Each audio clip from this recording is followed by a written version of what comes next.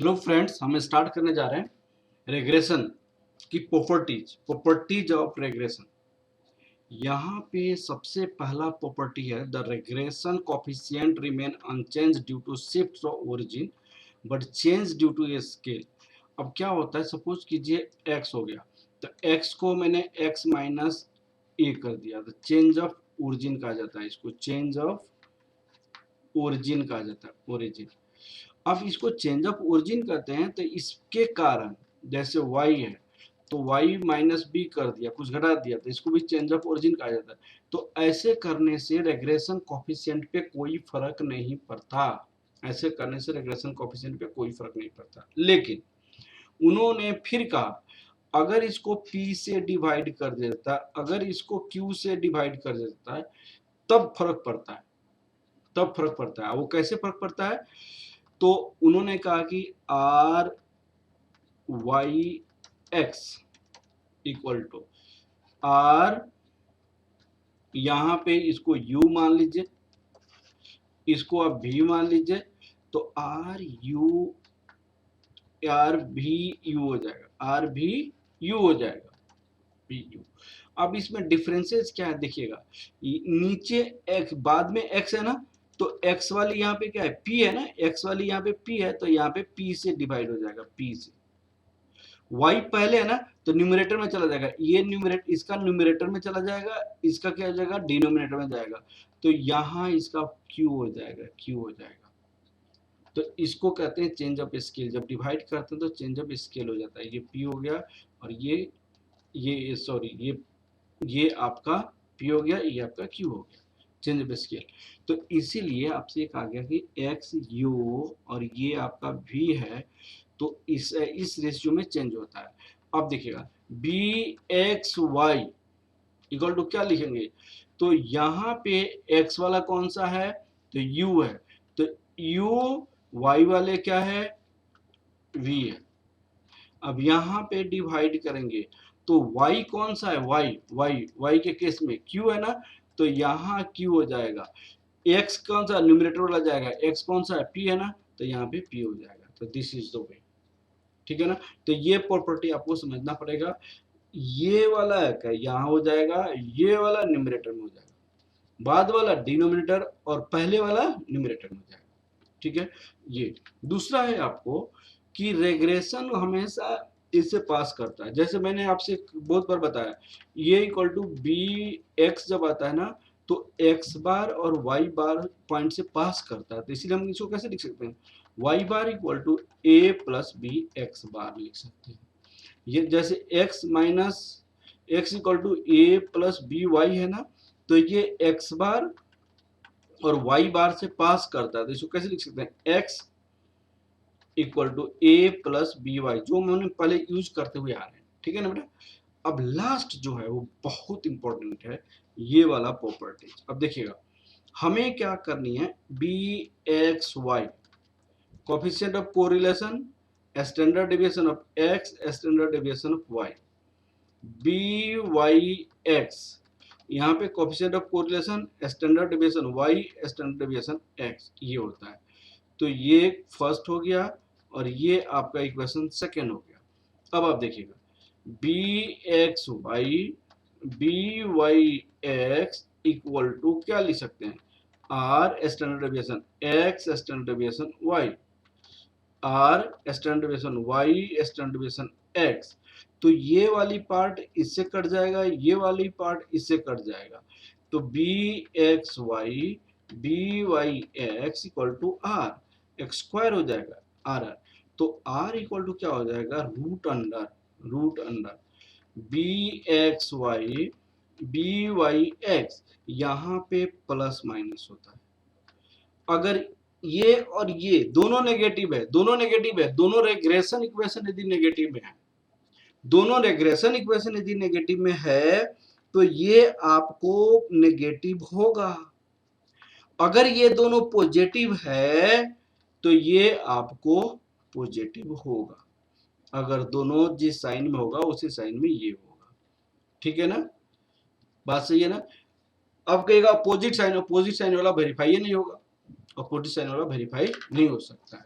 तो इस तरह हमने आपको प्रॉपर्टीज के बारे में डिस्कस किया। अब इस पे क्वेश्चन एक देखते हैं। देखिए, उन्होंने दो इक्वेशन दिया हुआ है, एक इक्वेशन ये है और एक इक्वेशन ये है। आपको क्या बोला है, u plus 3x 10, this is the one equation, और यहाँ पे 2y plus 5v equal to 25, ये दो इक्वेशन दिया हुआ है। क्वेश्चन पढ़िए, देखिए, if the relationship between the variables these and these between variables these and regression coefficient of y on x, मैंने B Y X equal to आपके पास कितनी है 0.80, what will be the regression coefficient, आपको B भी U क्या होगा ये बताना है। तो मैंने क्या बताया था, इसको इक्वेशन को चेंज करना पड़ेगा। तो फ्रॉम फर्स्ट इक्वेशन से आइए। अब आप क्या लिख सकते हैं, u माइनस 3x प्लस 10, इसको हम कैसे लिख सकते हैं, -3x माइनस 10 अपॉन 3। इसको और थोड़ा सा कैसे लिखा जा सकता है, x minus 10 divided by 3 whole divided by -1 upon 3। अब आपको क्या हो जाएगा, फ्रॉम सेकेंड 5 भी इक्वल टू -2y प्लस 25, ऐसे लिखा जा सकता है। अब हम क्या लिख सकते हैं, इसको -2 कॉमन ले लीजिएगा, तो y -2 कॉमन लेंगे तो y माइनस जो भी कोफिशिएंट ऑफ एक्स वाई होगा ये कॉमन लेना है। जैसे यहाँ पे x को मल्टीप्लाई किससे किया गया था, -3 से, तो -3 कॉमन लिया गया। यहाँ पे y को किससे मल्टीप्लाई किया गया, -2 से, तो -2 कॉमन लिया गया। यहाँ पे 25/2 हो जाएगा, 25/-2 हो जाएगा, ठीक है ना। अब आपको क्या लिखेगा यहाँ पे हम क्या लिख सकते हैं, v equal to -2 y 25/2 whole divided by 5, that equal to y minus 25/2, यहाँ पे -5/2, ऐसे लिखेंगे। अब देखिए, हमारा u और v के टर्म में हमारे पास इक्वेशन आ गया। सबको u और v के टर्म में इक्वेशन चेंज करनी है, ठीक है ना। अब देखिएगा, b